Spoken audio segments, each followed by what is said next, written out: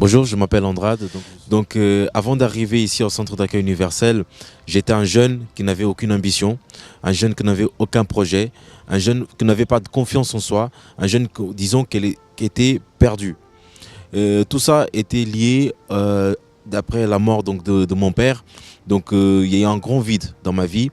Je commençais à me mêler avec des mauvaises personnes, j'ai commencé à voler, j'ai commencé à boire.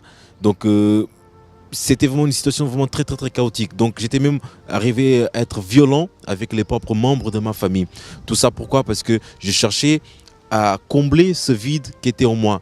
Parce que j'ai grandi avec des personnes, des membres de ma famille qui ont toujours dit que je ne serais rien dans la vie. Donc dans tout ce que je faisais, partout où j'allais, moi aussi j'avais ces pensées-là en moi, que je me disais que je ne serais rien dans la vie. Donc du coup, tout ce que je faisais n'aboutissait absolument à rien. Donc voilà, c'est comme ça que je suis arrivé au centre d'accueil universel. Je suis arrivé au centre d'accueil universel par le biais d'une invitation de ma sœur. Arrivé au centre d'accueil, j'entendais des témoignages des personnes qui ont participé de la campagne d'Israël. Et à partir de là, je me suis dit, si ce Dieu-là a pu faire ces transformations dans la vie de ces personnes, ça veut dire qu'il peut aussi le faire dans ma vie. Donc je me suis lancé aussi dans cette campagne. À l'époque, j'étais encore étudiant lorsque j'ai participé de la première campagne d'Israël. J'avais envie d'être une nouvelle personne. Je ne voulais plus porter ce fardeau, je ne voulais plus avoir ce vide en moi. Donc, la seule solution, c'était réellement de me lancer dans cette campagne d'Israël et que Dieu vienne aussi à transformer ma vie. Au début, voilà, j'étais stagiaire au moment que j'ai participé de la campagne d'Israël. Autant que beaucoup de stagiaires ici en France, je faisais uniquement des photocopies et du café. Mais même comme ça, j'étais fidèle. J'étais même fidèle en tout ça. J'étais le premier arrivé et le dernier à partir.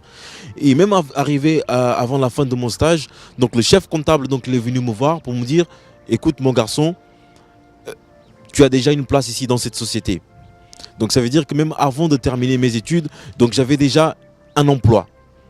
Donc voilà, ça c'était la première porte que Dieu m'a ouvert à travers la campagne d'Israël, à travers tous les enseignements qu'on reçoit ici au centre d'accueil universel. À partir de là, j'ai vu que j'étais capable de plus.